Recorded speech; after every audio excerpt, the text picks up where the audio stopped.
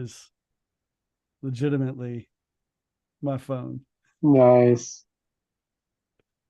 I love it. You know how many alerts I've gotten that somebody called me out on social media or is being a jerk or Zero. hey, here's a special deal you might like. You know how many of those alerts I've gotten in the Zero. last like 5 days? Correct. Zero. Not a one, and I love it. What made you switch? Um primarily the yeah,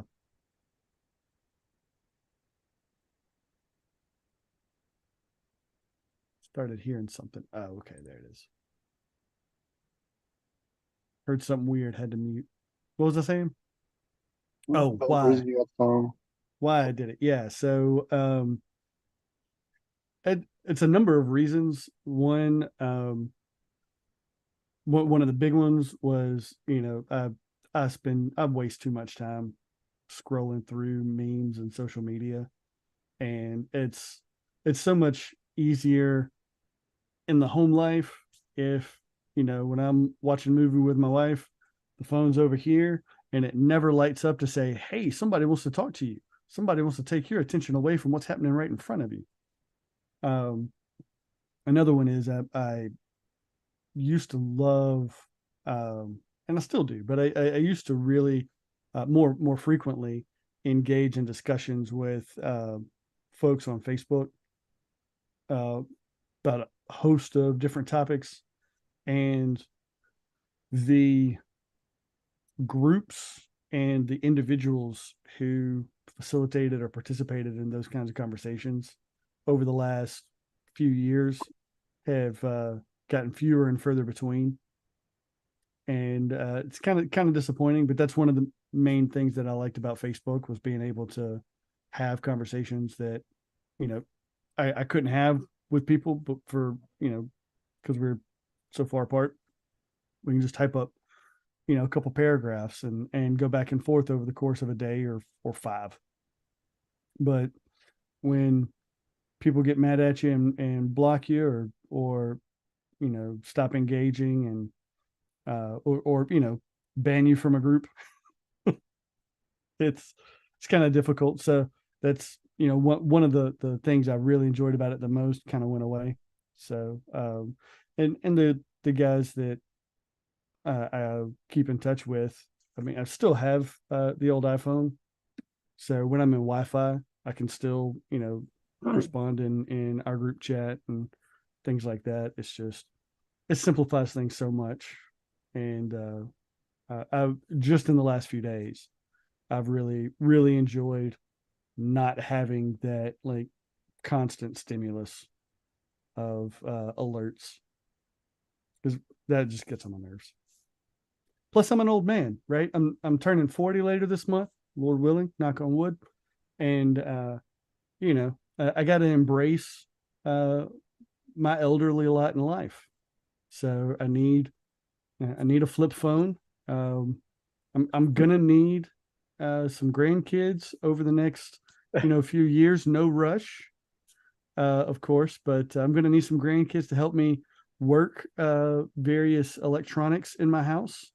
And there's some neighborhood kids who need to get off my lawn. So that's Oh man. Yeah, I saw your post about that. That was funny. It was good. but You yeah, got and I do anticipate. I mean, we've talked about it a bunch over the years, and the hiatus from the Appcast has been a lot longer than I wanted, but I do want to get back into that because hey, if somebody will talk with me and we can do something like this face to face, whether we agree or disagree, I'd much rather do that than social media anyway. And if they don't, well, by golly, I've got things to say. So it'll give me an outlet. yeah. So yeah, that's that's why the dumb phone. Did you got your hatter? Nope, nope. I am completely Not ready. You know me. I just show up for these things and talk. That's what I Oh do. man. Let me. Well, you know what? You kind of ramble for a little bit, and I'll uh I'll catch up. Oh, I got mine yesterday because I was thinking we were going to record yesterday, so I was like, I'm going to pick a team that I picked earlier in the year and failed on. So we'll see if I can give it attempt number two. Mm, it's not Kentucky, is it? No. 10.5 point underdog. Oh yeah, no, Oh no. man. I don't think I picked them for a hatter this year. Washington is only a 9.5 point favorite, and we're picking the Mm, Utah game. yep. That might actually affect my pick in that game. Oh, I see what you're saying. Yeah. Oh, oh, this one's interesting. I don't want to pick it, but I might have to pick it. All right, Wilson. I'm glad you got that joke. Most people my age and younger would not get that joke. Well, I am not your age or younger, That is so true. My there's dad that. always my dad always says he's like, "Well, then pick it, Wilson." Yeah, good grief.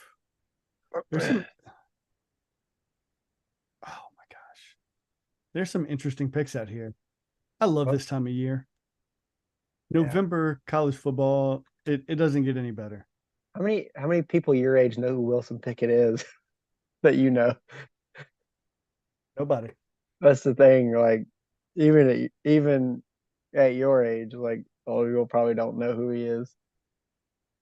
They may have heard the name, but yeah. It's just funny. Oh man, basketball started yesterday. It's a good time of year. You got football and basketball at the same time. Man, We just finished all right. baseball. I will die on this hill. Okay. Christmas has been encroaching on the other holidays for years and years and years, and that's fine, right? Christmas can be celebrated before Halloween. Don't have a No, it problem with can't. that. No, it can't. But, but, and hear me clearly. And this is on YouTube right now. So everybody else, you listen good. Basketball season does not start before March. All right. There's no reason in the world to start watching basketball, to start paying attention to basketball, unless you're playing it in the driveway or in a local league. You should not care about basketball until after New Year's at the earliest. And even then, if you're sane, wait until the postseason because nobody cares about it now. Nobody, nobody, nobody. That is not even remotely true. I said what I said. Oh man, you sound like those fans of the World Cup that uh the other 4 years when they're not playing it. Well, it's every 2 years, but yeah, when they're not playing it, they they make fun of soccer as being the worst sport in the world, and then all of a sudden they're huge soccer fans when the World Cup comes around. Like, no, you can't do that. Like, you can't crap on it for the entire time it's not being played, and then all of a sudden act like you're a huge fan. No, Mm-hmm. you can root for the U.S. because you live in this country and you're proud to support them, but you can't act like you're a huge soccer fan all of a sudden. That just the same thing with basketball. You can't just jump into March Madness and be like, "Oh, I'm a huge basketball fan." Like, no, you're not. No, You no, know too. and don't get me wrong. I'm not a huge basketball fan. I'm not. I like basketball for March Madness and March Madness only. I will gladly admit that freely and without conflict, See, a lot of right? people uh, will make the argument that the regular season doesn't mean anything because of the tournament. which is why people don't want the college football playoff to keep expanding because then it'll negate the importance. But the whole point of the regular season is to make the seeding for the tournament, and Well, sure. you know how good teams are playing throughout the year. I mean, obviously, it's some of it's crapshoot because you don't know who's going to upset who, which is why it makes it so interesting. But Mhm. you have an idea, and it makes the analytics for someone like me who picks based on their gut and not based off of randomness, like people that end up doing better than me because March Madness is a whole different ballgame than everything else. You got to pick Uh, on who's got the prettiest uniforms. do you That's know what how Stacy in frustrating? accounting does. Nice. Do you, do you know how frustrating it is to be beat out by someone who does that specifically when I've played basketball my entire life, want to be a coach one day, Mhm. and as someone who like wants to analyze it Oh yeah, like so far, like 100%. What one year I actually I think it was Nate's first year at Alabama. I actually paid attention to college basketball because I heard some hype about him, and I was like, you know what? Don't have anything else going on. I think this was actually before uh, I was promoted to co-host on the podcast. Um, but I actually, I mean, I'm not watching every game, right. but I'm watching it, keeping up with the scores a couple times a week, right? Reading articles, following along. At the beginning of March Madness, in my family, we all did kind of like a family bracket challenge. And so there's, half dozen or so. I came in dead last. My mom, who had never watched a single game, no, she finished in second. My daughter, who didn't even listen to us talk about basketball, finished first. So yeah, Oh man. I at Well, that and point, it's just, what are you gonna do? yeah. Well, in the regular season, that's another reason why I don't ever put money on the brackets because I'm Oh just yeah, like stupid. I'm not doing that. I want to enjoy it for the fun of it and for the bragging rights, but but no, I mean during the regular season you get a lot of really good games. That If you like basketball. right, but true, but there's just a lot of good games we played conference season and non-conference. I mean, yeah, you get the teams like Kentucky won by like 40 last night. Take that for whatever what it is. Yeah. Like, but Georgia starts in a tournament and plays Oregon first game. That's a Power Five opponent. Like, Mhm. um, Georgia made me really mad because Yeah, but how have the good is talent. Oregon really I'm in just basketball? saying. Well, actually, they're pretty good. They actually have. I mean, they're not currently ranked, but like in basketball, like non-ranked is you know you could be ranked in a week. Like, I was about to say, if you're what 24 through 27, that's like a 6 seed in the bracket, right? So that's not too bad. yeah. So I mean, but I mean, they got one guy that in our fantasy league, my best friends got him. He just auto drafted. He was watching a movie with his family during the draft, but uh he got him and he's really good. Oregon also got a former Georgia player that averaged a good bit. So he transferred to Oregon this year. So wait, But is it um NBA fantasy or is it no, college college. basketball? Yeah, I don't I the NBA has become the biggest joke in all of sports, and whoever's listening, I don't care because you can not agree with me in that. I don't care. It's the NBA used to Okay. be a good league to watch, and now it's just awful. It's not the sport that I grew up loving. Yep. It's all right. Here's an area where we can agree on college basketball. Yeah. NBA. Yeah. 100%. Yeah. It's not even the same sport. Like Yeah. it's just about a lot of it's all about offense. It's all about let me just outshoot the other person. Nobody plays Yeah. defense. Nobody, and no, the rules are such a joke now that like, eh, if you're good enough, you get 3 steps, 3.5. If you're good enough, you get 4.5. If you're LeBron James, you get 8.5. So, Mhm. it's just like, give me as many steps as LeBron James gets. I'm not saying I'm going to be as good as him, but I can do some damage with 8 steps without dribbling Yeah. the ball. Like, I could be a lot better player than I am if I got 8 steps. And so I'm just saying, like, it's ridiculous. They don't call uh, anything anymore, except a lot of fouls from, I think. But other than that, they don't call. The rules have just become a complete joke. Yeah. Um, in college, it's still, at least the NBA has ruined college basketball to an extent, but it's still fun to watch. It's still the sport I love for now, at least.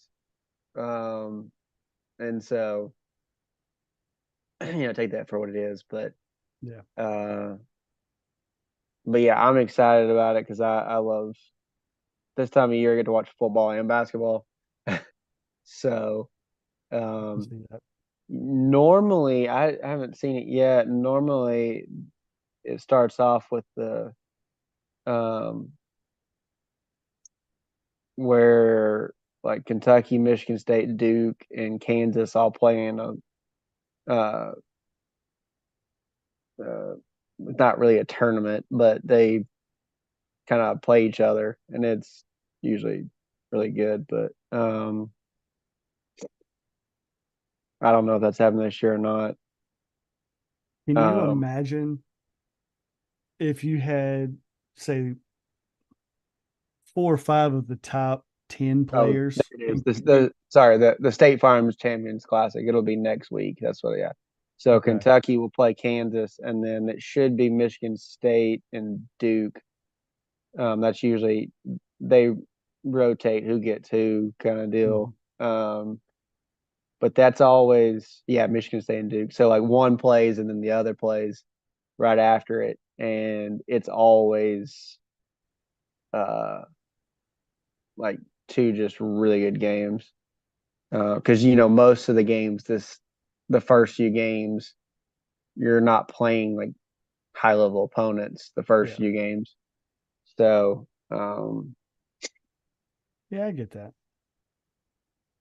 Can you imagine though if you had like the top 4 or 5 of the top 10 players who decided to uh, transfer all to the same university and like build a super team like you see sometimes in the NBA? oh man, yeah, I don't know. Like whoever would be the coach prime of college basketball would just come in, But out see, I Calibar, don't think Calibar. that the thing is that there's so much talent in college that Mhm. spreads so far. That's what makes it so special and unique is the parity that goes across. You can have a team that no one's heard of and they still have good talent. Well, Or you and can have a mid major that is known but is not like a quote unquote blue blood. It's going to come mhm, out and upset you because they have talent that you didn't recruit, but they're you didn't just have room on a 12-man roster. right, right, What? basically. Well, and also, and this is one thing I do enjoy about college basketball in particular is that one really talented player can have a bigger impact, right? I mean, you can be the best quarterback in all of college football, but if you've got a garbage defense, Or if you got a you know, garbage O line, yeah, or a garbage O line, good luck to you. But if you're the best shooter in basketball, your team's going to win some games yeah. against some teams they shouldn't. Well, and that's You, why, basketball is a game of runs. So you can even get yeah, down 12 points and then, 2, 3 minutes later, you can be up 3 points, or whatever. I'm just picking numbers. But I mean, like, it's just in football, you get down 2, 3 touchdowns. That's not the easiest thing to come back from. You can do Yeah. it, but the momentum swings, you got to go the full distance. Like basketball's quick. It's back and forth. Um, People get on runs and then timeouts happen and adjustments are made and then the other team might get on a run. Yeah. So it just it, it cracks me up when people try to compare like make football and basketball. They use too many arguments within each other and I'm like, Mhm. you can't do that. It doesn't work the way some people want it to because they're so different in so many ways. Yeah. Yes, the style of certain things are going to be the same, like angles in defense or things like that. That's Mhm. that's across the board in soccer, football, basketball, hockey. Like angles matter, right? Um, but when you talk about the overall dynamic of the game, basketball is so much different Mhm. than football and all these other sports. And so a lot of people don't really, especially college basketball, and a lot of people just don't. If you don't know enough about it or you have never followed it much, you're not going to notice that. Yeah. Um, I have always followed it because I've always played basketball. And so I can see it in ways some people can't, but Well, that's kind of the same way that me as an old man was always able to beat my little brothers in the college football games because growing up I played football. They yeah, played soccer. my So, brothers could beat me at NCAA football all the time because he'd figure out what I was doing on offense so quickly because he played cornerback and I believe defensive line kind of went back and forth or oh linebacker or wow. something. I don't Okay, yeah. remember. It might have been linebacker, That but makes more sense. well, yeah, it was no, I think he did play defensive end, but um, you know, Impressive. yeah, I mean, it's not like it'd be one thing if he was uh defensive tackle or that'd Yeah. been and then M- went to corner. Mount Cody also playing strong safety. I can't remember. I think he played a lot of defensive end, but he was a kind of a quicker defensive end, which is why they sometimes put him out there. Um, But but he knew the game in a different way. He understood football right, in a and way so when he that would you play didn't. me, he would figure out my offense. Like, except for the one time I ran the wishbone, it took him a little while to figure it out. Yep. I pulled out the wishbone with, and he couldn't figure out the blocking scheme, how to defend it. Finally, he did, and it ended up biting me in the. But I would do that all the time with just to mix things up. I'd get Minnesota, and they would play with a triple option where you'd have the quarterback and then three backs behind them. yeah, yeah, that's why I So love the much fun. wishbone because you have the fullback, which I use a fullback now, but the fullback and the one back on the one Hmm. tailback, both out front blocking. So Yep. you could go out wide or you could cut back in depending on where your linemen were blocking and And when the depending on one guy you're playing against, when he goes outside, you just cut right back in the middle right. out of the play. Oh yes, so much And fun. then when you run it down their throat so many times and they would try to defend it, then you run halfback streaks Hmm. and you got both halfbacks running up off the ends and you just Uh, dump it to one of them and you get 20, 15, 20 yards. you could do that. I'd also run hot routes and do slants with my tight ends because when they bring everybody in and they're blitzing, Yeah. you just throw them right over. Now, I The mean, the tight end's 320 pounds, so he's going to get caught barely after making a first down, but still, first down.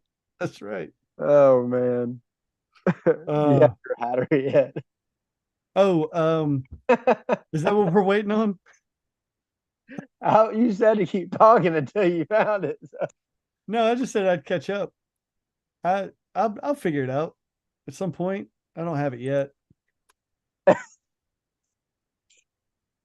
All right, you What? know what? You know what? I got a hatter that you'll love. I'm gonna go with it. It has nothing to do with anything on the game. It's just a pick for you. Oh goodness, I'm afraid now. Uh, um, Mm-hmm. all right. Um, so we missed the last 2 weeks. So I mean, what should we do? There's Uh, 3 weeks to recap. I don't know if we want to do all that. yeah, we needed to cover this in our production meeting before the show started. Oh man. Um, I kind of like what we talked about doing before. Um, with the last two Saturdays, I've actually had the chance to watch games in person. One of them being the Magic City Classic, so we could just kind of gloss over the last few weeks in the SEC and just kind of talk about different developments there and spend some time talking about what we love about college football that goes beyond the SEC. I mean, we've talked about it before, but like things like November being basically rivalry month because you had Bedlam for the last time happening this past week, and we in the month with rivalry weekend. And here we are talking about playing college football video games. There's so much to love about college football. Like we can talk about that and then just transition into Hatter and picks. And we don't necessarily have to go through each individual game, but maybe you can talk about Georgia over the last couple of weeks. I can talk about Bama. We can laugh at Tennessee. Um, maybe we mention Auburn's actually got an SEC winning streak for the first time since COVID was announced, or maybe not. All right. Um, oh goodness. See what I did there? Yeah. All right. Well, let's do it then. All right. And we are live with another episode of SEC Tavern Talk. We've been off a couple weeks. Um, that is not my fault, but we won't go there. I'm your host, Rob, joined by my co-host, Wes Meeborn. What's going on, buddy? What's up? Good to be back. HR got me a nice extended vacation, gave me the JB treatment. Also, Roll Tide and Go Blazers. Yeah, human Rob sources. Yeah. Nice. Uh, yeah, I approved that time off. Oh man. Much appreciated. Yeah. If I could run it myself, I would have had a guest uh, fill in, but we just it just didn't happen. So here we are. Yeah. Well, man, you wanna take us back to recent Bama games? Oh Started. yeah. Oh gosh, it's been what we didn't cover the Tennessee game, did we? Was it the Tennessee where we left off? Uh, let's see who did they put. Well, 3 games. So yeah, Yeah, we had a bye week in between. So yeah, with because it was out. Let's see, it was Tennessee, then bye week, and bye then week and then LSU. Yeah, LSU, yeah. which I mean, after the first half of that Tennessee game, it's been a completely different Bama. I know we talked about them early in the season with the bumps and bruises, the loss to Texas, and a moral loss against USF. You know, but it really has been a tale of two Bamas. Like the second half of the season, they are shaping up to be a completely different team. Um, Shutting out Tennessee in the second half after falling behind 20-7 at home. Um, Coming back and scoring 24 unanswered points in the second half of that game. Phenomenal play defensively. Um, Phenomenal play offensively. It wasn't the best game that Bama played, but Tennessee was tops in the conference with tackles for a loss, with sacks, among the tops in the nation. in those categories. The offensive line did a great job protecting Milrow, especially in the second half, to allow that comeback. And then this past week against LSU, granted it was a home game, but I mean, effectively back-to-back ranked teams at home. Um, and from what we've seen out of Alabama earlier in the season, it would not have surprised a lot of people to see Bama lose one or both of these games. So for Alabama to come through with a big win against LSU, um, it's huge for the program. We're one win away from securing the SEC West, which is a major step up, and I would argue overall from what we've seen from Bama this year, just getting to Atlanta, this puts this team goes up in towards the top of Nick Saban's best coaching jobs for this for a year. I mean, it's been phenomenal what this team has done, the way they've turned it around, and also let's not forget LSU is a common opponent between Alabama and Florida State. So if Florida State wins the ACC but drops a game, fingers crossed, Bama could still win the SEC. If there's a tiebreaker involved between those two teams, having this game with two touchdown win doesn't hurt, in the grand scheme of things. But overall, it's really has been a joy to watch Alabama. It looks more like Alabama football these last couple of games than what we've seen so far this season. And big hat tip to the defense and second half adjustments. I think I shared it in our group chat, but there's something that compared the second halves of A&M, Ole Miss, Tennessee, and LSU games, and Alabama had outscored those four opponents in the second half like 88-17 or something like that. It's just unreal. So really like what's happening there. And I'll shut up for a little bit, let you talk about Georgia. Well, that first week we missed, we defeated the mighty bye week. We got by that unscathed. Always have that before the cocktail party. And as always, I was there. Great seats. Did you see the seats? Did I post them in the tavern? I think I did. It's been a while, so I probably forgot. I was in I want to say it was the north end zone, but I can't remember for sure. Anyway, one of the end zones, pretty low down, in the uh, like not too far from the field. Um, Probably 10, 12 rows up. And yeah, I mean, we've been getting better seats every year, it seems like. But um, but yeah, I mean, it's a good game. We won 43-20. Back looked good. The defense looked good.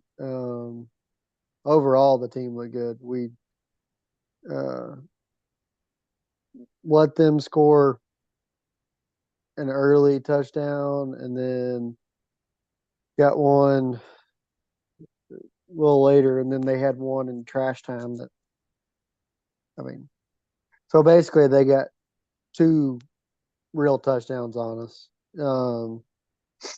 But Those imaginary touchdowns don't count, do they? yeah, I mean, whatever. Like, but I will say that Oscar Delp is our second string tight end. He he's been balling out with Bowers out. Like he's been showing up. Lad McConkey, man, I am glad to have him healthy because he is tearing it up. Yep. The last two games, he has been huge. And we're starting to get some of our other guys. Um, Starting to get Dominic Lovett going. Um, and he played against his former team in Missouri this past week, and did pretty well. Not as well as as Lab McConkey, um, but played well. But yeah, McConkey and Delp have been kind of uh, picking up this team lately, and yeah, I'm liking where we're headed. We played well against Missouri.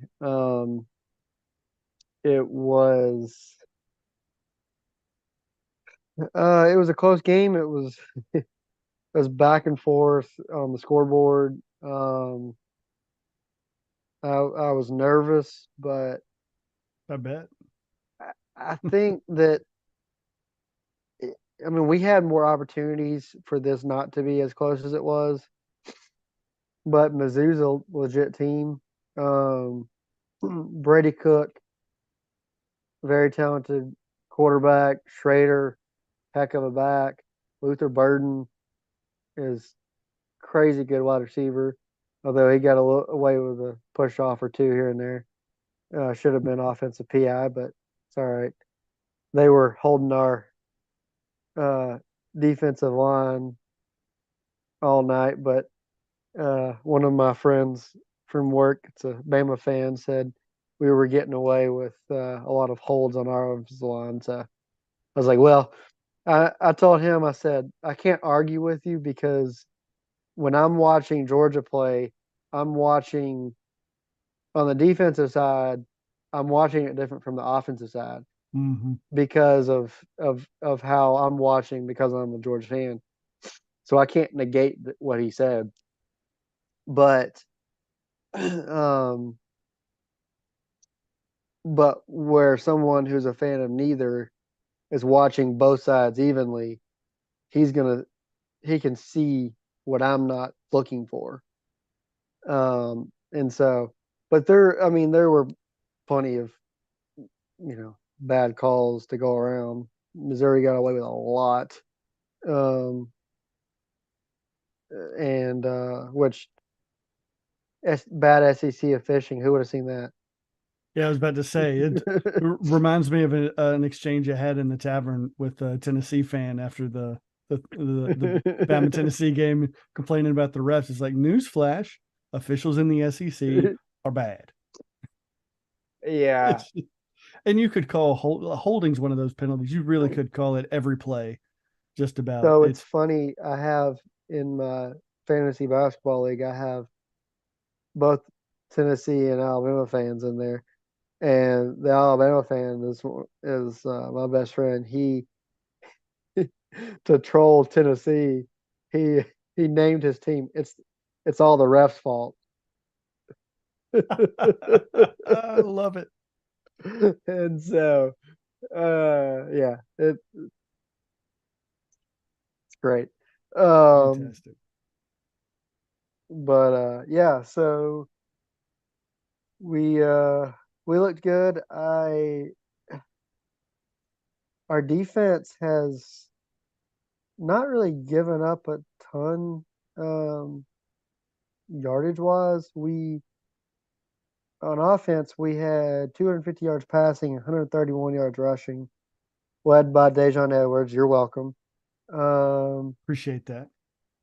for those listening who don't understand what I mean by that, Wes has Dejon Edwards on his fantasy football team. He's a And I don't know stud. what it is about announcers not being able to pronounce Georgia's players' names right. They called him something like Dejon Edwards. I'm like, that's not how you say his name. He's not mustard.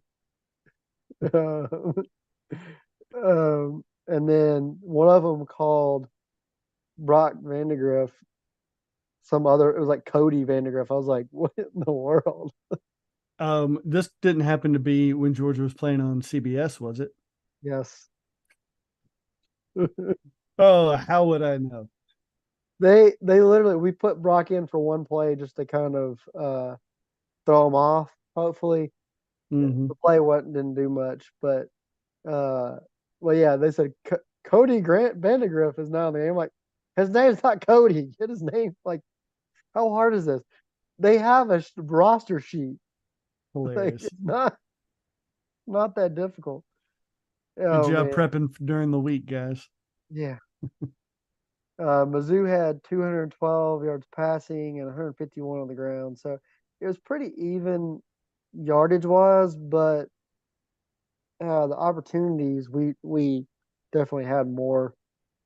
Um, so you're talking about 20 yards difference in total offense between the two.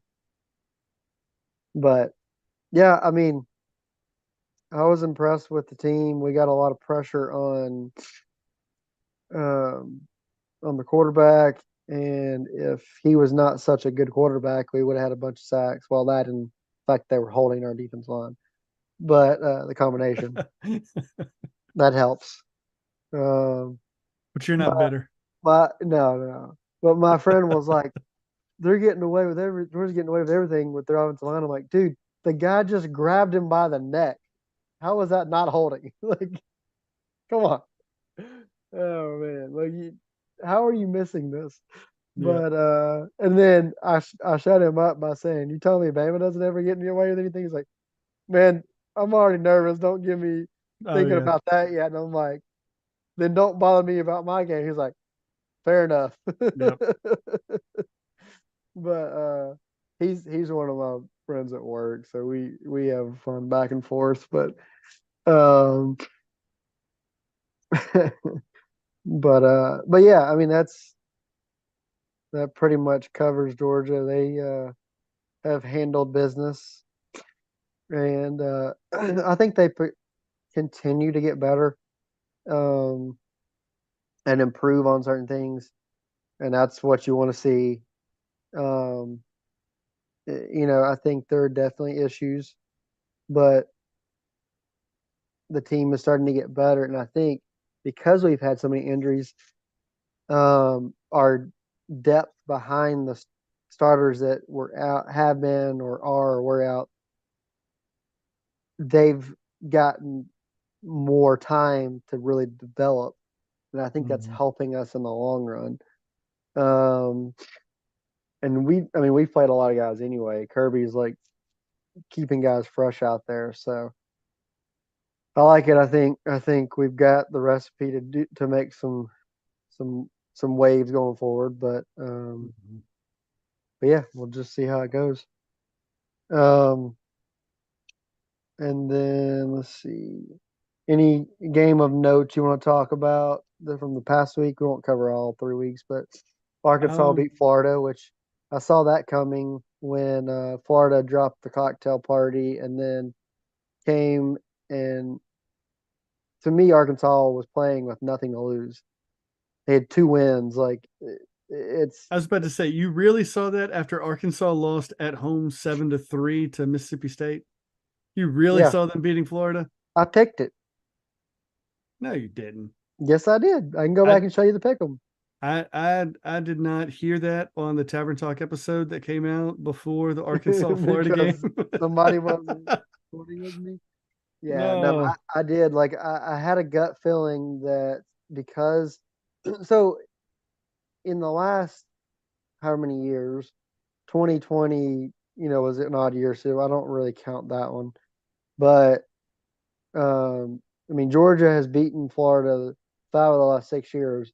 Hmm. So if you throw out 2020, um, but whatever, they beat us that year. It's fine. My point is like when we've been beating them, they have consistently fallen off after losing to Georgia. Yeah. So I saw that as okay, this is the biggest rivalry for them.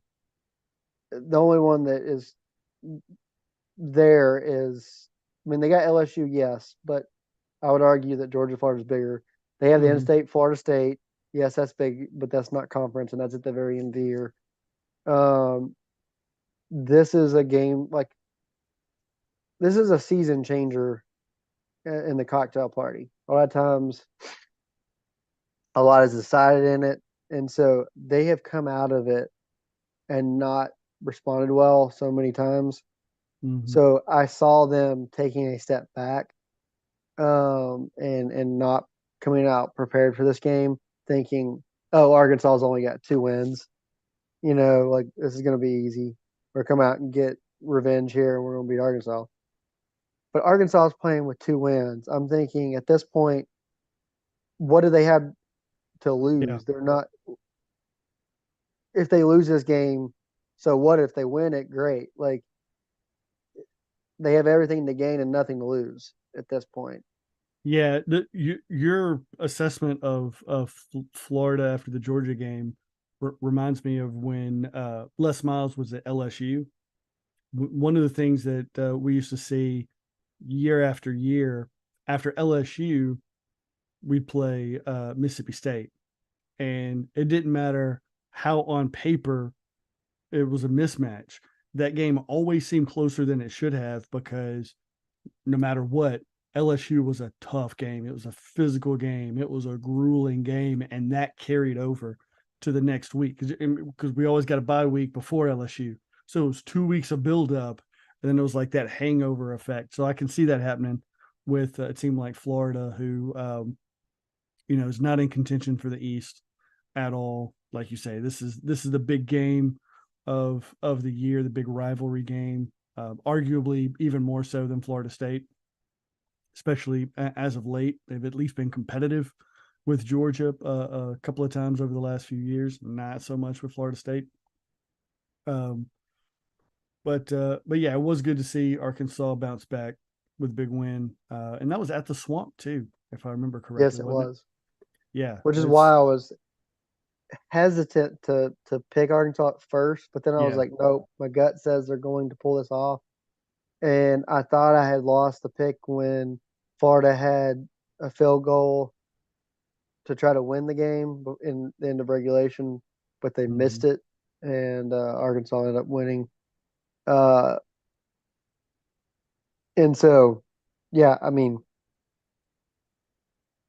well, and to further that point, like Florida was actually in contention for the East still because they had only lost they lost to Utah, which didn't matter as far as the conference is concerned. They only had the loss to Kentucky. No, So if they had two losses, but before the no, no, I'm sorry, you're right. They only had that. They lost to Georgia and then they lost to Arkansas. That's their third loss. right, You're so right. at that time they lost to Kentucky. If they beat Georgia And and win out, they have the head-to-head win. Both have one loss. They win the East. So that was a big game for them. But then yeah, when they lost, it's like, okay, what now? yeah, Like because you've we're lost kind two of done. games. You're Yeah, you're you're 3 games behind the division leader, right? Because you 2 games right. behind plus you don't have the tiebreaker. So yeah, that's Plus you lost 3 season games, and so yeah, yeah, and so now I mean like, but now they're going to be fighting for bowl eligibility. And the thing that's funny is, if you look at their remaining schedule, they're probably going to lose all of them. I would not surprise me. I mean, they have, let's see, who they have left. Um, this week they have LSU, then they And have Missouri, and then Missouri, Florida State. yeah, Like that's two grueling. two of those on the road too. Yes, Yeah, that's they have to go to Como right after Tennessee goes to Como. mm, that's gonna be it's gonna be brutal.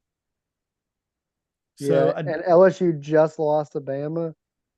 LSU is going to be mad, they're gonna be hungry. and they're at home. It's a They're gonna be night throwing kick. cleats. It is a night game in Death Valley. Florida does not Oh have a chance. no, 7:30 kick or 6:30 for you. LSU will throw the cleats back to Gainesville. Oh man, but yeah, um, You uh, you asked about particular games, and there weren't any particular games that stood out over the last few weeks, except I would want to point out a team that stood out. Like you mentioned Florida, how they were in contention for the East and they've kind of dropped off. Well, in the West, you have a different dynamic. Ole Miss, after losing to Bama 24-10 back in early October, turns around and beats LSU in that uh, ridiculous, basketball on turf scores like 55-49. but then they beat Arkansas and they go to Auburn and then Vanderbilt and Texas A&M. Now, granted, the last few games in that streak have not been all that impressive, right? Auburn, Vanderbilt, A&M aren't marquee wins, and they needed a blocked field goal to finish off A&M. But here they are sitting at 8-1, 5-1 in the conference, about to roll into Georgia. They could make some noise. We'll save it for the pick 'em, but after that Georgia game, it's Louisiana Monroe and Mississippi State. Worst case scenario, you're looking at a 10-win Ole Miss team that, let's be honest, none of us saw this coming.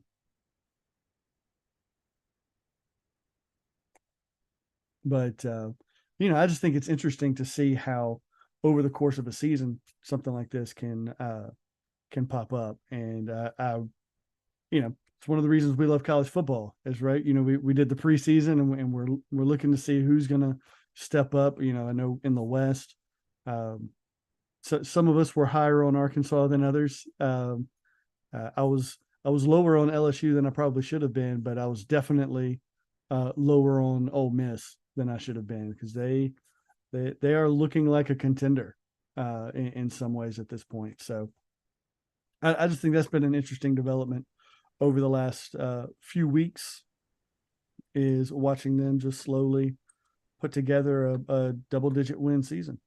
For the record, my top three are still going to look like they're going to be the top three in the West. Yeah. I just had the order slightly wrong. I had LSU two and Ole Miss three. Looks like Yep. they're going to be reversed, um, but Hey, as long as Bama's won, I'm okay. what's crazy about that is um, the fact that had LSU won, then it would have been a three-way tie. And but the funny thing about that is then Alabama fans would have to be big Ole Miss fans this week because it's a three-way tie, right? But if Georgia beats Ole Miss, then LSU would be number one. There would be no more tie, three-way tie. LSU would be number one because they'd have to head against Mm-hmm. Bama with the same. And but if Ole Miss wins, then you keep the three-way tie, and then it it favor. Then you go toward the three-way tiebreakers, but Yeah, it's which is a whole mess. But it's no, chaos, which is what's fun. nobody likes being in a multiple tiebreaker scenario. No, except for the fans outside of those three teams Right. love the chaos. Oh yeah, I remember. Was it 2008 when it was Texas, Oklahoma, and Texas Tech in the Big 12 South, and all the drama that surrounded that, and who won, and ultimately being decided by BCS standings, and it's fun to watch when your team is not involved. That is definitely for sure. Um, but Yeah. I think Alabama fans are happy the way it's turned out. Got wins over both Ole Miss and LSU with really just technically beat Kentucky and the West is secure. So you could lose either to Kentucky or Auburn, but I don't know an Alabama fan alive who would be okay losing to Kentucky or Auburn at this point. I Yeah. think Bama fans would rather lose to Chattanooga than Auburn or What Kentucky. is it with the shade on Chattanooga? Nothing about shade on Chattanooga. No, no, no. I mean, the Chattanooga's. SEC shorts like completely crapped on Chattanooga. I'm like, bro, Oh, did they? yeah. Did you not see that video? I hadn't seen it yet. No. Oh man, it was like all the SEC teams, and then it was just like Chattanooga. They're like, "What are you doing here?" And like completely just making fun of like, why are they even in this video? Like, I love Nice. Chattanooga. I grew up in right outside of Chattanooga. I love the That's funny. Mocs. Like, I grew up going to watch basketball games, and I saw some in football games and in the. But I mean, like, oh man, it was just so when you said that, it was like, come on. No, I, but I, I just mean no, I because get what they're you're the saying. I get what you're non-conference. saying. It's just funny that's who you thought of. Yeah. But they do tend to play against a number of SEC teams. I guess because they get bankrolled. But Yep. um, well, moving on, I I'd like to talk about how what I've been wanting for years and years and years, minus the addition of Oklahoma and Texas. I don't want that, but it's happening. So it took bringing them in to do what I've said needed to be done for years and years and years, and that's getting rid of divisions.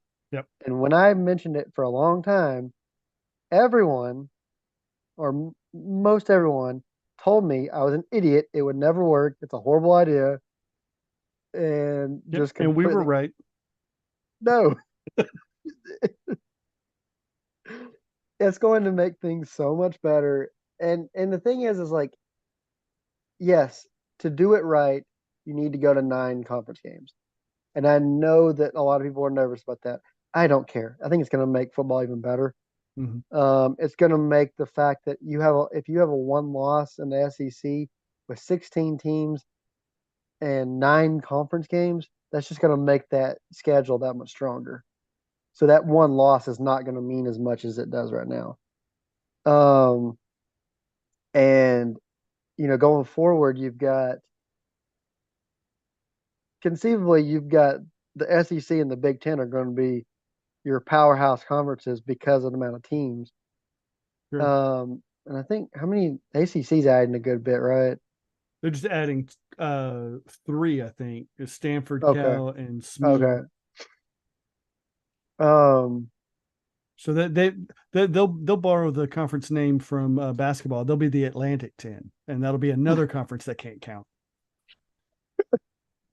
oh man, but no, like I'm really excited about it because I think if they do it right and they have the 9 conference games, then you keep your 3 permanent opponents. Like Georgia would keep Florida and Auburn and one other. At this point, I don't care who it is. Right. As long Um, as you get Florida and Auburn, you're good. honestly, as long as I get Florida, I'm good. But to do it that way, you get 3. So if we're getting Yeah. 3, we got to keep Auburn. The other one is not that important um, because I could see it being anybody else in the East just about.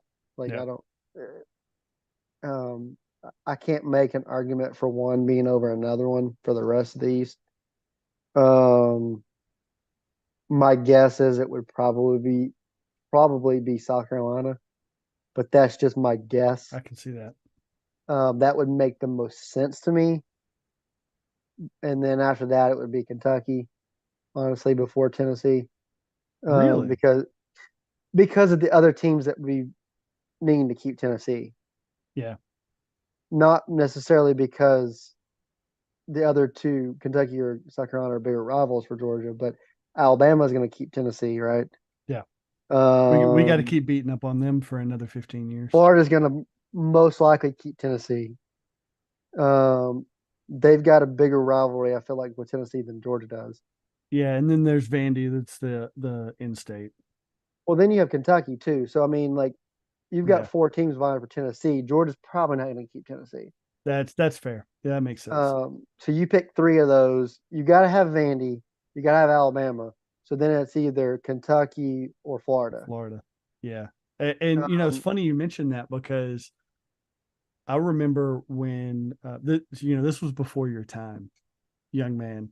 Uh, I remember when the SEC first went to divisions and the Get off championship my game lawn. started. Yeah. And the championship game started in Legion Field, by the way, Birmingham, Alabama.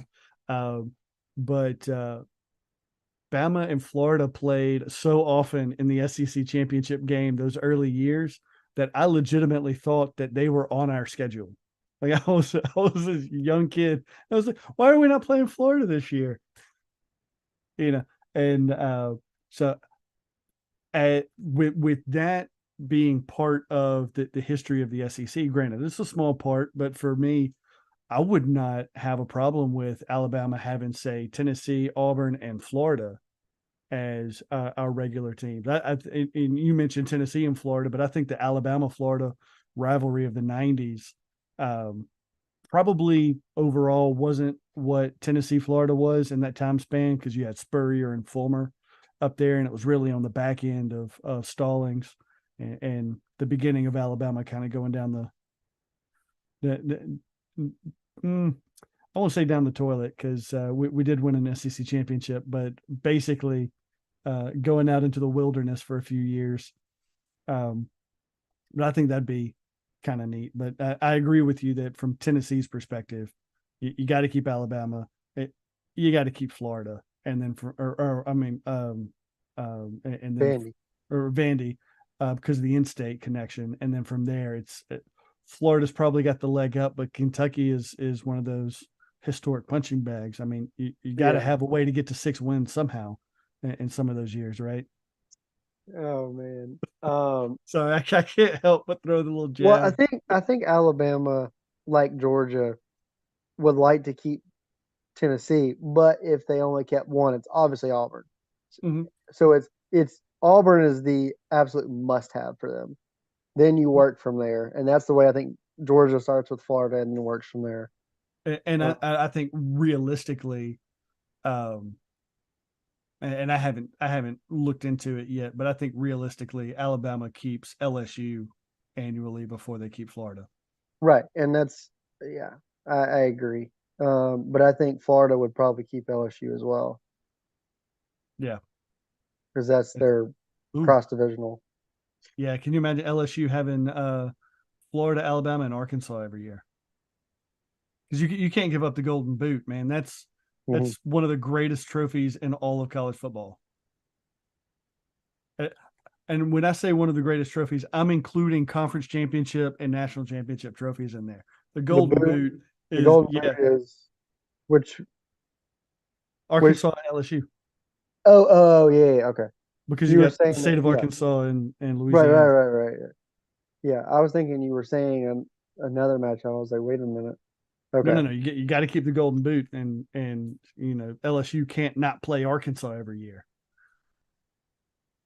Yeah, and apparently Arkansas has to play Missouri. Ask JV about that one. I'm That seems kidding. I'm like one of kidding. the yeah. That seems like one of those that's better in theory than in practice. I'm joking Really. because Yeah. JV actually thinks that's the biggest joke in the world. Yeah. It Um, was good. Wasn't it Missouri would play Kansas every year in the border war or one of those I type think rivalries? so. Yeah, I think so. I remember one year it was important, and that was in '07. But I think so. Obviously, they're losing certain games that are gonna. It's with the conference realignment, which we'll talk about that. But as far as the SEC where it's going, like one of the biggest reasons why I've wanted to drop the divisions, and I think this is going to be one of well, two big reasons. One, Mm-hmm. because I'm tired of hearing the East doesn't play anybody. Your schedule's weak. You don't have to play the West teams. Well, that all goes out the window. You get to play next year. Georgia has Texas and Alabama both on the road. So I don't want to hear crap about our schedule next year. Mm-hmm. That's just two of the games. We still have to play 10 more. But um, the thing that is the biggest deal to me is the fact that you can have Alabama and Auburn playing for the SEC championship. You can have Georgia and Florida playing for the SEC championship. Georgia and Tennessee, you could have Miss Ole Miss and Mississippi State. Like Mm-hmm. these games that are played once, you could have them played all over again. And like the Big 12 already has had that. But the SEC doing that is going to be so much bigger than what they've done because the only rematch that anyone cares about in the Big 12 is if OU and Kansas both make it. I mean, OU and Texas Texas. both make it. Yeah. Sorry, that I was thinking it in my head and it came out wrong. But yeah, OU and Texas. If they have a rematch, that's all anyone cares about. Other than that, it's like Yeah. no one cares. In the SEC, there's so many of them that if they were replayed, would be great. Like Georgia and Alabama played twice in 1 year, but it was SEC championship and then playoffs, Mm-hmm. national championship. Imagine if they were scheduled in the regular season and then ended up in the SEC championship again. Be Like, you want to hear something crazier? They have this. They have themselves like they have the matchup in the regular season. They play in the conference championship. They split the wins. Then they both and end then up in the 12-team playoffs. They play for a that's third time. That that's would be legitimate. insanity. Yeah. Can you That imagine that? I actually can. And um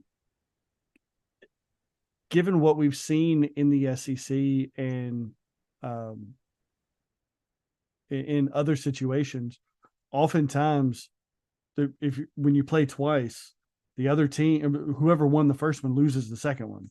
Right. So And then it's a toss up in the. yeah, so I mean, a lot of it would depend. So I mean, you think about it. Say,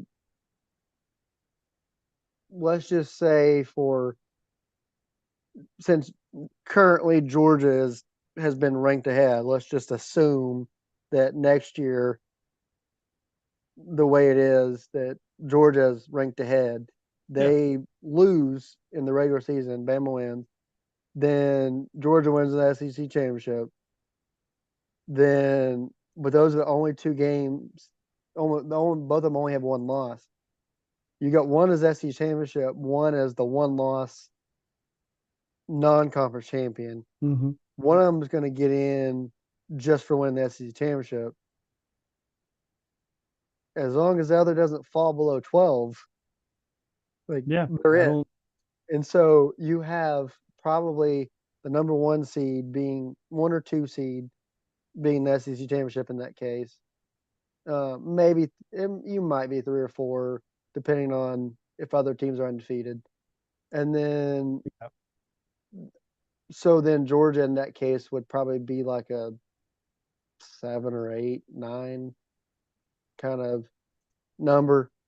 The yeah. first four get Well, buys, and then because you got to think whoever wins in the regular season, when they continue on undefeated to the SEC championship, they're going to be in the top two, maybe three at worst. I mean, you're talking an undefeated probably yeah, SEC team going to the championship game, and then if they lose to a one-loss team that they beat earlier in the season, that team is probably going to be somewhere in the top 10 anyway, right. because their only So loss is to that top ranked, top two team.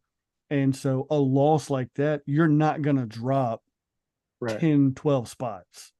You're you're going to gonna drop four or drop five. So, right, so at, yeah, so at worst, you're looking at SEC champion being fourth or fifth, and the runner up being six, seven, eight, something like that. right. I mean, you can easily see that kind of setup. So the conference champion would get the first round bye, and then the other team would have to play. So if you're six, you're playing what 12. So you're probably playing an No, at large. Huh? yeah, six would play 11 because the four get a bye. So Oh five yeah, would play yeah, yeah. Sorry, 12, five six and would play 12. 11. Six, yeah, 6 and 11. Sorry. So yeah, six would play 11. So I mean, you're probably looking at either a Power Five team or a A you could Cincinnati, a Tulsa, or you Notre could get a Dame. group of five team depending on how it plays out. But yeah, I Yeah, mean, probably a team that Georgia would beat, and then you're right back in the thick of it with a chance of playing each other for a third time. That's yeah, insane. But see, yeah, that's the thing that like while I don't really like that we went to 12 teams, that's the only thing about it that I do like is that yeah, you have that potential. Um, yeah. I think to your point, going back to the nine conference game schedule, um, I think the biggest impact isn't going to be on playoff contention, because this would coincide with the field expanding to 12 teams. So even with two losses, right? If you're competing for a championship, or you narrowly miss going to the championship game, maybe because you lost, and the only two losses you have are the teams playing each other. Okay, you're still possibly going to step in there as an at large team, but I think the bigger impact is actually going to be on the depth of your team, because we've seen in the days of the NIL, players transferring, trying to get more playing time, but what coach, what organization is going to be able to get guys and keep them and develop them?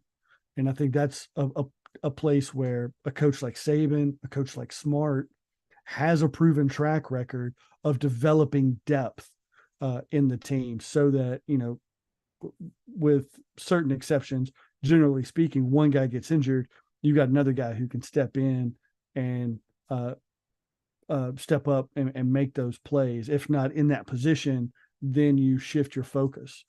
Right? Brock Bowers goes down. You got two guys who can step up and basically pick up the slack. That kind of thing. You're not going to see that nearly as much in the group of five, because they're going to be, those teams tend to be dominant, at the top of the depth chart, but as you move down, not so much. And you're not going to see it in your non-contenders, generally speaking. So even within the SEC, right, Vanderbilt's probably not building a bunch of depth. Um, um, so yeah, I think that's going to be the bigger impact. And so, um, having situations where you're playing, you know, Alabama, LSU, Georgia, Texas, Oklahoma, pick three or four of those, whoever you are. Um, by the time you get to the end of that schedule, you're going to need three deep on your offensive line, you know, three deep on your front seven on defense. You're going to need guys who are willing to come in and play. And I think that's going to be where the better coaches are going to be able to shine, even in light of the NIL reality in college football. What do you think? Yeah. I mean, have any, I don't have any arguments with what you're saying. All right, fair enough. Um, but yeah, I mean, as far as like the games that are, um, we're losing, like this was the last bedlam.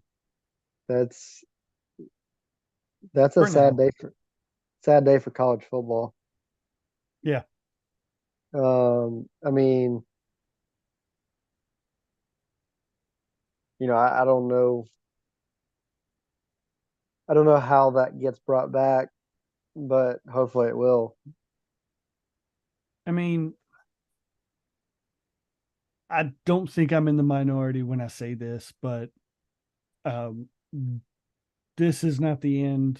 This is not even a soft end to conference realignment. I think No, no. this is a foot in the door, and there's going to be some big moves later. I mean, we saw that in the expansion of the playoff to 12 teams already. I personally would not be surprised to see the Big Ten grab some more teams, the Big 12 to preemptively try to grow and solidify themselves. But I would also not be surprised if the SEC reached over and grabbed an Oklahoma State, reached over and grabbed, a North Carolina or Virginia, from the ACC, to build up their footprint, or solidify their position. So I could see some of these lost rivalries come back. I mean, even now, um, you know, is Georgia going to not play Georgia Tech anymore?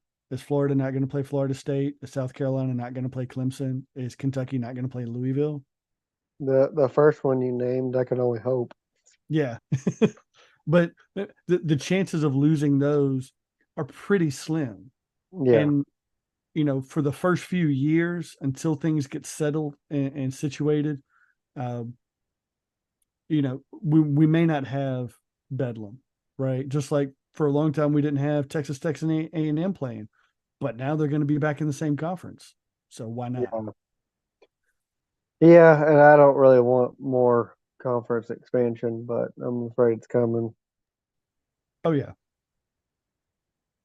To me, if you keep expanding them, then it just makes the issues of what they keep trying to figure out, like scheduling and stuff, it just Mm-hmm. makes it that much more difficult. Yep. And so I don't know. I don't think it's necessary, but it's kind of like my favorite podcaster to listen to, Josh Pate, always talks about my favorite sports podcaster. He always talks about how like they're gonna do what's best for their pockets, the NCAA is and the conferences, and not what's best for the person watching the game. Mm-hmm. And so not they don't care about the fans, they care about what's best for their own pockets and business. And which to an extent is understandable, but it's also frustrating because we're the ones that are giving, like, we are the consumer. Yeah. So if we stop watching, then which we're not going to do, but I'm just saying if we were to all just stop watching, there'd be no money to be made. So um so it is what it is, but like I still say Josh Pate for college football commissioner. So real quick, um, it seems we record on Tuesday nights now, and the playoff rankings for the next week have come out. I don't know if you've had a chance to see them, No. but the top four, the top six, eight teams stayed the exact same. Georgia didn't bump up above Ohio State after that closer than expected win against Rutgers, or that solid win against Missouri. Washington and Oregon, neither one of them were able to crack the top four. What do you think about the playoff rankings staying basically the same? I honestly not surprised. Yeah. So all 1 through 8, the same exact order. Yep. Okay. Yeah. The Um. only change you have is Oklahoma was at 9 and they lost, so you've got Ole Miss moving up to 9, and then Penn State moving up to 10, Okay. and that's Yeah. I that's the only mean, change in the top 10. I'm not really that surprised. I kind of figured because there wasn't enough to tilt anything. Um. It would have been weird and made very little to no sense to move Ohio State out of one if you're going to go ahead and put them there in the first rankings. It would have made no Mm-hmm. sense to move them. So yeah, they struggled to beat Rutgers, but they still won the game. Um, you can make the argument that Georgia's win was much bigger over Missouri, but at the same time, that's Georgia versus Missouri against Ohio State versus Penn State and Ohio State versus Notre Dame. Mm-hmm. What has not made sense to me at all, and this is something that Aaron Murray said, um, is that the criteria seems very odd for how they started ranking them. Because if you have Ohio State number one, then the understanding was that you're going based off of resume, right? Not off of eye test, Right. because they haven't necessarily looked really good in any of their games, but they have the best resume as far as who they've beaten. Fair. Okay. Well, then if you're Mm-hmm. going that way, then why are Georgia and Michigan 2 and 3? Why aren't Florida Yeah. State and Washington 2 and 3? If you're going based on eye test, then you could make the argument that Georgia or Michigan should be 1 and 2, or Yeah. Florida State could be, or Washington, or however you want to do it. Well, yeah, But and Washington's got the best single win in the country right now. right, but I'm saying like if the criteria is based off of resume, then Georgia and Michigan should not be in the top four. Agreed. Like, I mean, Georgia might have an argument for number four after Missouri because sure, that sure, but before then, absolutely. right. But I'm just saying like the inconsistency, Aaron is right, and the fact that like Hmm. why are you doing this way? Like what is the ultimate criteria? And what's funny is um I only know who this guy is because he's on the podcast. He does a podcast with Aaron Murray, T Bob. Not sure who the guy is, but he said he's like Aaron. There is no criteria. They just do what they want. Basically, is what he said. That's Like correct. that's he didn't say those words, but that's basically what he was saying. Well, we all Um, know that's what happens. right, um, and so they were going like back and forth talking about that, but that's basically what they're doing, and that's why like I don't care because Yeah. in the end, if Georgia's meant to be number one team, they'll be the number one team. And so if they deserve to make the playoffs, they'll be in the playoffs. Like all this is going to play itself out. Hmm. Michigan has to play Penn State this week. Eventually, Ohio State and Michigan are going to have to play. Then the Big Ten champion. You got to have the ACC play out. You got to have the ACC champion. Same with the Big 12. I mean, so you're looking at, and right now it looks like Oklahoma's not going to be playing Texas in the rematch. It looks like it might be a team like Kansas State playing Or Texas. Oklahoma State. Yeah, and so because they still, um, yeah, I don't know, I don't know how it's going to play out, but there's a lot to be figured out, and I think that, I mean, basically, if Georgia wins out and wins the SEC championship undefeated, they're in the playoffs. There's no way Right. that they keep an undefeated SEC champion. I don't care who else wins what. There's no way. Yeah. If Georgia loses and wins the SEC championship, okay, maybe you leave them out depending on what happens. But right now they control their own destiny. So the fact Hmm. the current rankings honestly don't bother me because we still have 3 weeks left of the season. Yeah. So like I'm fine with Ohio State being number one based on what they've who they've beaten. I, I agree with Aaron though. I think it's kind of dumb that if you're going to do that, you put Georgia and Michigan at 2 and 3. But it is what it is. I'm not going to complain about being number two. I just think Yeah. it's dumb if that's the way you're going with it. Um, I don't disagree. And I mean, Penn State plays Michigan this week. If Penn State wins and then Michigan beats Ohio State at the end of the season, yeah, then it's a crapshoot anyway. And right, but and like you said, if of the five undefeated teams that we have, four of them finish undefeated and win their conference, there's your four playoff teams, and right. nobody outside that group has any argument. Well, and look at Florida State. They got Miami, North Alabama, and Florida. Tuna, Tuna. What? yeah, the University of North Alabama, Tuna. I was Oh told by man. a friend of mine years ago who calls North Alabama his alma mater. So he So informed me the nickname is Tuna. do you not support that Alabama team? Oh, well, of course I do, and I will Okay. be rooting for them. But I mean, they're what, Division two? Like they're not even FCS, if I remember correctly. So Yeah, I don't know. It could be Division three. Who yeah, knows? but I'm But still gonna be rooting for them. Still don't think they'll win.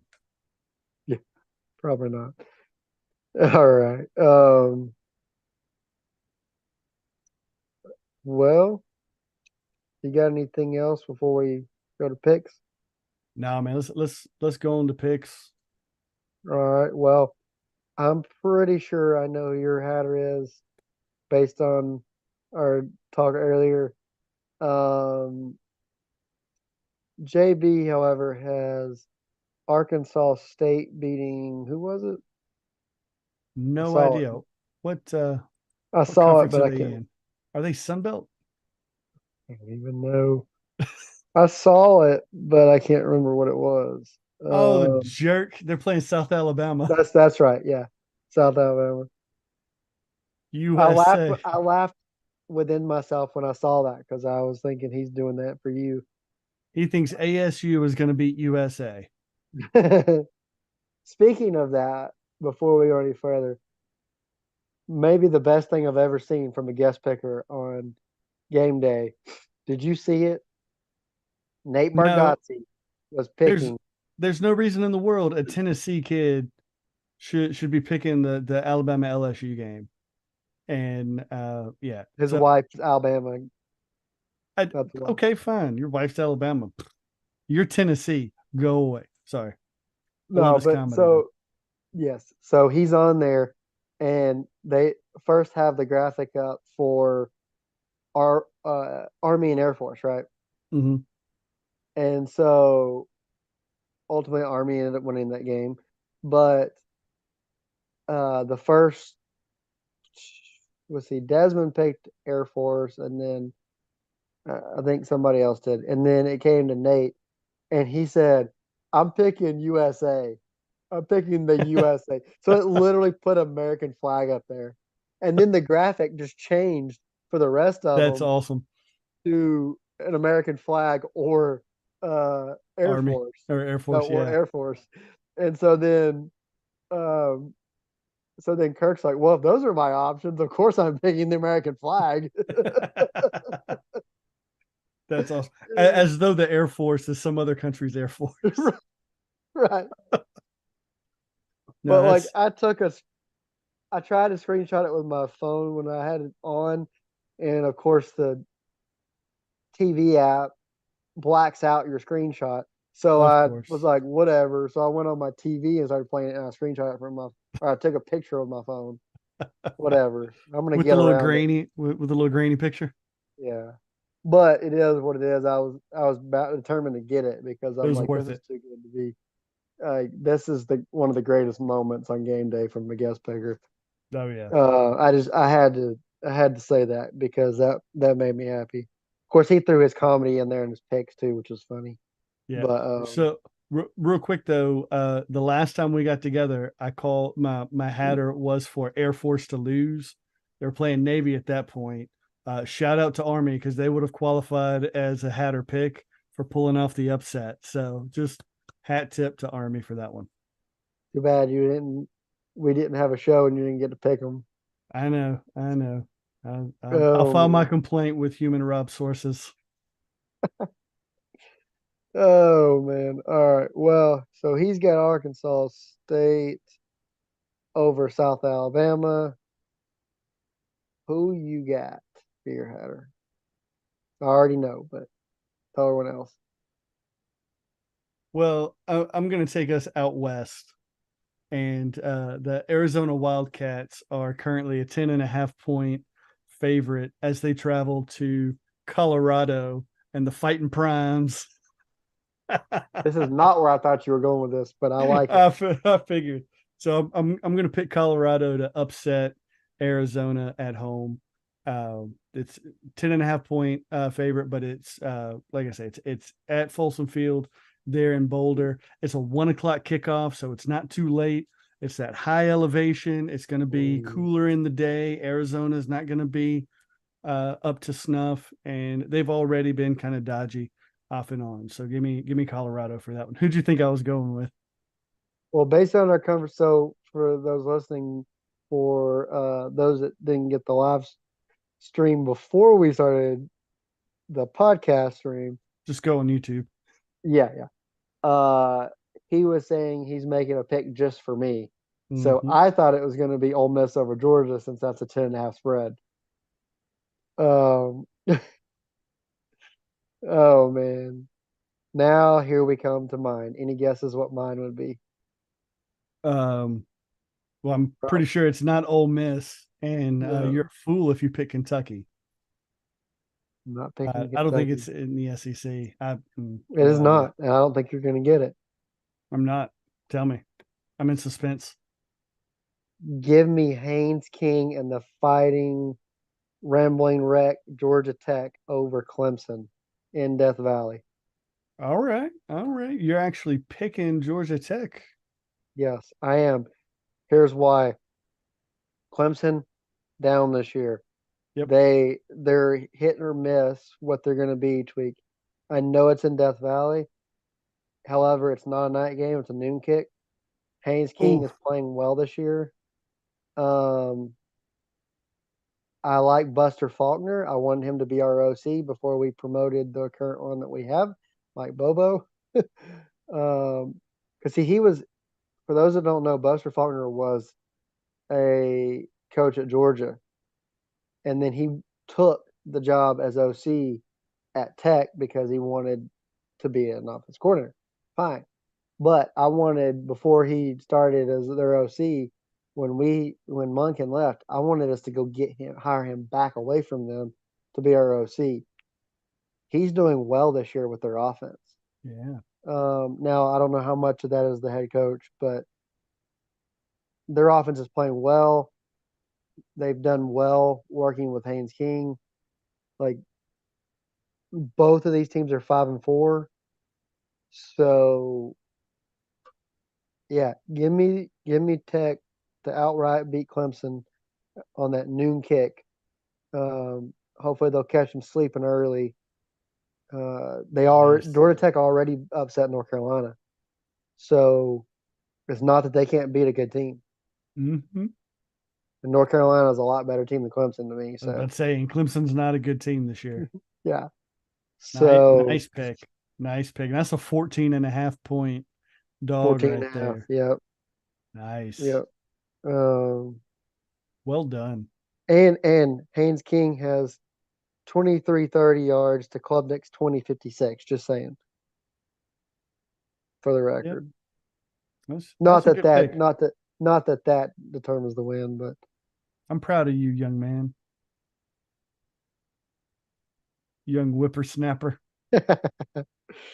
all right. Well, before we jump into the SEC, let's jump into the other picks that we have. Let's start with Utah at Washington. Just short of a hatter, and I know you wanted to pick it if it was uh Yep. if it was a half point more, but it was Wilson. It was not to be. So for those that don't get that joke, look up who Wilson Pickett is, uh, and you'll get the Just joke. ask Google. Yeah, do or as my dad's best friend says, do that googling thing. Uh, Googling thing. Oh, I love that. yeah, gotta love a Yeah, this 69-year is old joke. Um, anyway, we Washington are is favored. 12. Yeah, Washington's favored by 9.5. It is at Washington at 3:30, or as Wes calls it, 2:30. Um, who you got in this one, Wes? If there was another half point, I would have picked Utah for the upset, but I'm going to go all the way back the other way. Give me Washington to continue this dream season they've got undefeated. They're going to make it 10-0, and Penix is going to begin to solidify himself at the top of the Heisman race. Do they cover? Yeah,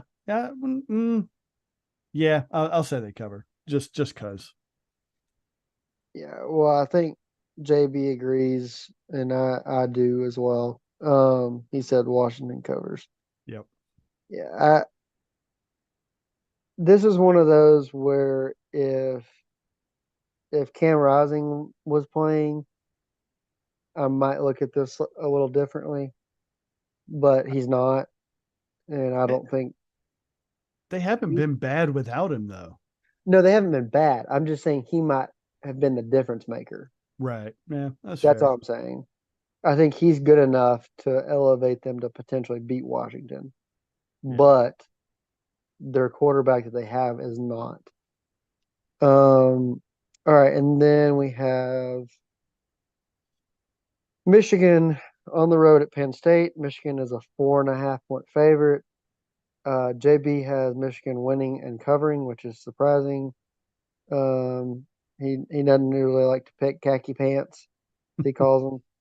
But It's a 12 o'clock kick. What's he got? Well, I think JB probably picked Michigan because he was also watching Penn State signs to steal them for the game. But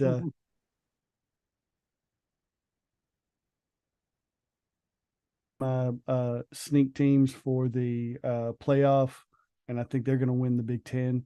And even though they lost to Ohio State a few weeks back, I think this game is a coin flip. Really, even with a 4.5 point favorite Michigan coming to town, give me the home team to win, pull the upset outright. Yeah, I thought I might be the only person that was going to pick Penn State, but here we go. You're not Give going to me not so fast me. no, I'm not so fasting, JB. Give me Penn State. I think I picked Penn State. Well, we both did to beat Ohio State. That didn't Mm-hmm. happen. But Penn State's got Michigan at home. This is an actual test for Michigan finally. I think that I don't think Penn State goes 0-2 against them, the two of them. So Agreed. give me Penn State at home outright. And I do think this is going to be a close one, though. Maybe down to a last minute field goal kind of thing. Closer than the experts think. Yeah. Well, the experts actually think the other team's going to win. So, yeah. That's true. Whoops. Oh, me. All right. Well, let's move on. We go into the Oh, SEC. yes. Vanderbilt at South Carolina. Noon kick. Um, South Carolina is favored by 13.5. Who you got? I mean, Vanderbilt hadn't won a single conference game all year. I don't think they're going to start now. Uh, the question is, does South Carolina beat them by the full 13 and a half? So that's a 2 touchdown split. I think so. I think Vanderbilt's been giving up 30 plus in the games that they've lost, and they've only scored more than 20 once in the last 5 games. So I think the chances are good, even though South Carolina's having a rough year. I think they get past Vanderbilt by at least 2 touchdowns. Yeah, I agree. I think so too. Um, JB will not so fast us halfway. He says South Carolina will win, but will not cover. Nah, what does he want? So it's a half, not so fast. All right, next let's go Mississippi State on the road at A&M. Ooh, A&M's favored by 18.5. All right, who you got in this one? I mean, I don't want A&M to win for the record. Um, but as we've talked about numerous times already this season, Mississippi State is they're just they're not the same Mississippi State team we've seen over the last few years. As good as some of the players are they have Will Rogers leading that pack, I just don't think they're going to have enough to compete, especially since it's on the road. It's a night game at Kyle Field. I think there's just too much stacking up against them. And really, Jimbo and A&M are in a fight to prove that they can be somewhat relevant. I mean, if they win out, they're still an 8-4 team. So I think they've got something to prove, and doesn't matter how bad the team is, that they're going to do what they can to prove as much as they can. So they're going to run up the score, I think, unfortunately. So give me A&M and the points. Yeah, we both agree with you. All right. Next we have Auburn in Fayetteville. Arkansas is favored by 3. We already know JB has the Hogs to win and cover. Who you got?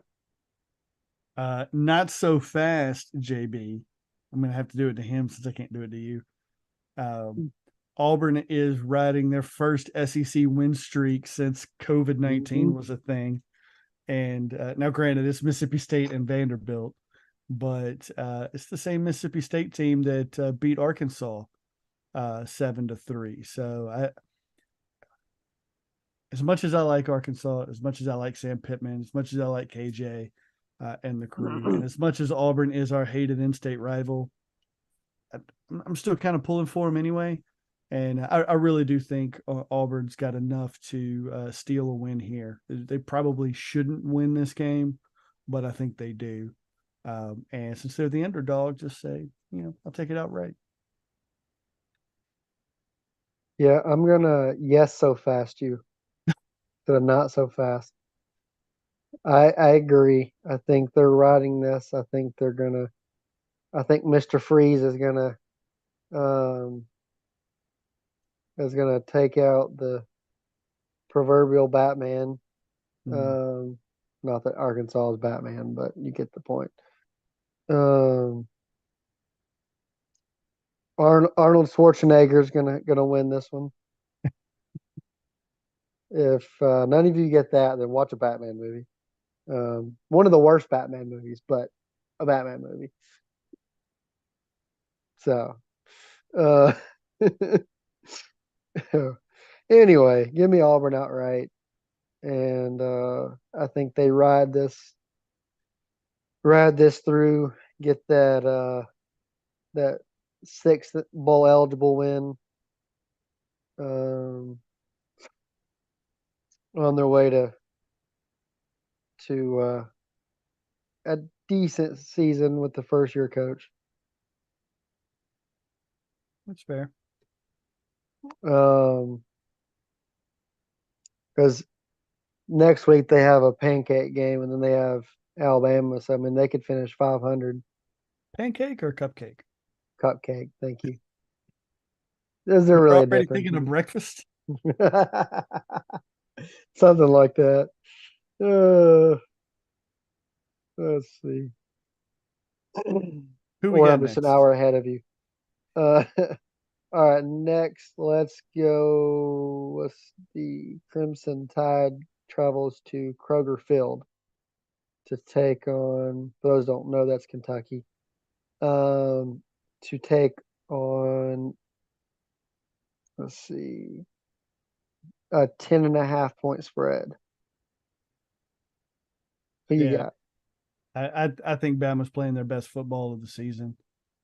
So the Tide's going to roll. Give me Bama and the points on this one. Yeah, and again, we all agree. Moving on. Yeah. All right, next we have Florida in Baton Rouge. The Tigers are favored by 14 points. Who you got? This is a night kick in Death Valley, by the way. Yeah, I think the most important factor is whether or not Daniels returns. I know he was in concussion protocol. I'm not sure if that requires a week off or if there's a way he can come back.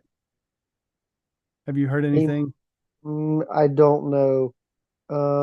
I think it's usually at least a week, but I don't know what, Yeah. because doctors will say different things, but I don't know what the official NCAA rule is.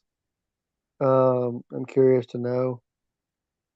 For me, it doesn't matter. Um, like, so JB has LSU winning but not covering. He may have that figured in. I'm not sure. For Mhm. me, it's Florida is just not going to put up a fight, and the fact that I believe that LSU has a better second string quarterback than some of the SEC teams have first string quarterbacks. Like, Yeah. I actually think he's a really talented quarterback behind him. A lot of people, I feel like I'm in the minority in that opinion, but I think that their backup, um, however you say his name, I think he's actually a pretty good quarterback. Talking about Garrett Nussmeyer. Yeah. Yeah, his dad was offensive coordinator at Alabama for a bit. Doug. Yeah.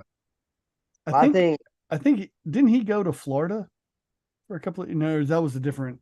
I don't think so. coordinator. But yeah, to me it doesn't matter. I think LSU wins and covers this easily. It's night in Death Valley. Florida's dejected at this point. It's going to be ugly. They just lost to a 2-win team.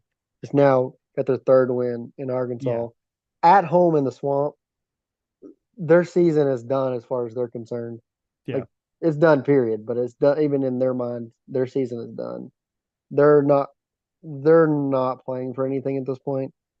They're. I think LSU is mad about the loss to Alabama, Death Valley at night. I think LSU rolls. I do not think it's any. I think they way more than cover, regardless of who's playing quarterback. yeah. I still think they cover either way, but I think if Daniels comes back, this game is going to get ugly, and it's going to be ugly for a long time. So Let's put yeah, it this way: last year, when Daniels had to go out in the SEC championship, Nussmeier came in and was throwing on Georgia's defense. yeah. So Kid's got talent. yeah, so that's how I look at this. I think that yeah. So what? So you think they're going to cover either way? Yeah, I think they cover either way. I just think it's going to be awful for Florida if Daniels steps in. All right, and then a couple left. We have Tennessee traveling to Como at 3:30 p.m. Uh, Vegas is stupid. They had Tennessee favored by a point. Um, but who you got?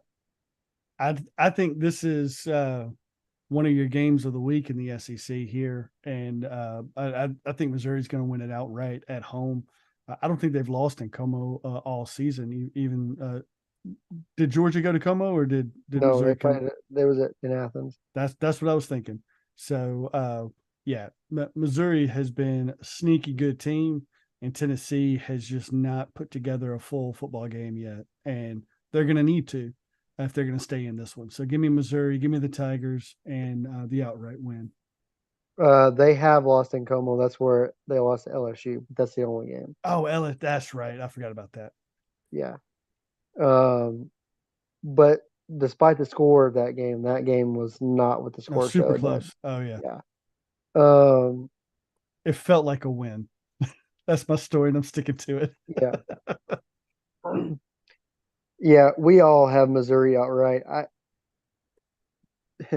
I was talking with a guy or going back and forth with a guy that is used to be in the Tavern. He's not anymore, but he's a Tennessee fan, and he's one of the most delusional Tennessee fans. Which I mean, I realize what That's I'm saying saying, and something. that yeah, that's my point. It's the argument. I didn't. I just kept it basic with the back and forth with him because, like, I think this could be an easy win for Missouri.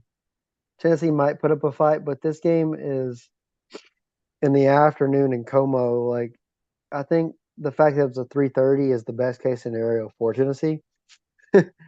Just because if it was at noon, you're going to have it being really cold from the night before, or at night it's going to be really cold. It's still going to be cold in the afternoon because it's in Mm-hmm. Missouri. I don't think Tennessee's going to be ready for it being cold. They're used to Tennessee where it's going to. I mean, this week it's going to be near 80. I mean, I don't know about in Knoxville, but I mean, like North Georgia, it's going to be around 80. I was about to say East Tennessee. That goes into the mountains. I mean, they're not Sure, quite but I there. mean, still, it's going to be warm compared to Yeah, what Como is going to be. Is my point. that's fair. So yeah, it's going to be a little bit colder, sure, and but Como's probably. Then if you add the wind to it, it's going to be even colder. Um, I still think Missouri's playing to prove a lot. Tennessee is too, but Missouri this year is just good. In Como, Yep. I think Missouri is a more complete team than Tennessee is. I think I think all Missouri has to do is load up the box to stop Tennessee's run. I don't think Tennessee can throw on Missouri. Mm-hmm. Um, Tennessee will score some points, but I don't think it's enough. Give me Missouri outright, and Agreed. JB said the same thing. So, and then finally we have Ole Miss traveling to Georgia. This is a 7 o'clock kick. UGA is favored by 10.5. Who you got? Well, I think whew, this is a very interesting game. It's really tough um, for me. I hate to say it's tough for me to pick Georgia. It should be easier than it is.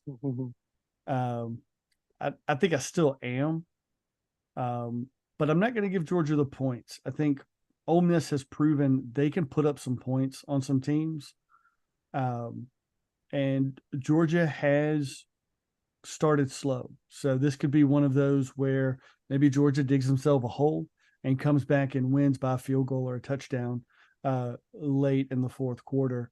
Um, but oh man, I'll be honest. I thought about picking this as my Hatter.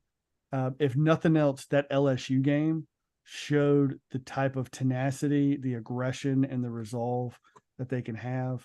Um, and if they had shown it more than just that game, I might take the upset. But I like Georgia in this game, and I like that they're playing better. They started slow, but really once the Kentucky game hit, they've been, both barrels. It was Kentucky kind of took a bye week with Vanderbilt and then laid it to Florida and put Missouri away pretty good in the second half. So yeah, give me Georgia, just not by the points. Yeah, and JB agrees. I actually agree as well.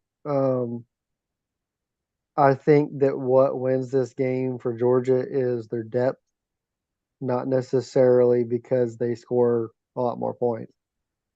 Um, I think it's been tried and true all year long.